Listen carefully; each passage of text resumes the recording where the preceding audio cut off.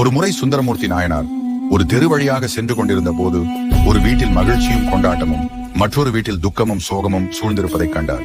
சுந்தரர் விசாரிக்க 3 ஆண்டுகளுக்கு முன்பு 2 சிறுவர்கள் குளத்தில் குளிக்கச் சென்ற போது ஒரு சிறுவனை முதலை விழுங்கியது என்று கூறினர்.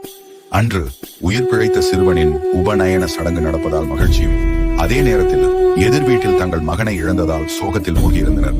இதை கேட்ட சுந்தரர் அங்குள்ள அவினாசிலிங்கேஸ்வரர் கோயிலுக்கு சென்று முதலை விழுங்கிய சிறுவனை மீண்டும் உயிரோடு திருப்பி தருமாறு சிவபெருமானை நோக்கி பதிகம் பாடத் தொடங்க வறண்டிருந்த குளம் தண்ணீரால் நிரம்பியது.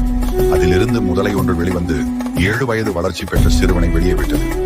இன்றளவும் பங்குனி உத்திர திருவிழாவின் போது முதலை வாய்ப்பிள்ளை என்ற உற்சவம் சிறப்பாக கொண்டாடப்படுகிறது. காசியில் வாசி அவிநாசி என்று கூறப்படும் இத்தலம் காசி வாரணாசியில் வழிபடுவதற்கு சமமான பலன்களை அவினாசிலிங்கேஸ்வரரை வழிபடுவதால் பெறலாம் என்றும் கூறப்படுகிறது. இக்கோவில் திருப்பூர் மாவட்டம் அவிநாசியில் உள்ளது.